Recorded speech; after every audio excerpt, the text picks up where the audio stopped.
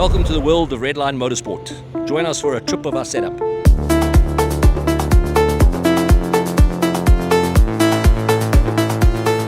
Right, Redline Motorsport. We design, we develop, we build. Once we finish the build, we do all the training, driver, navigation, technical training. On our right-hand side is the new Redline Revo. This is our V8 version. Across here is another one. Both these new cars are out for the first time on the international debut.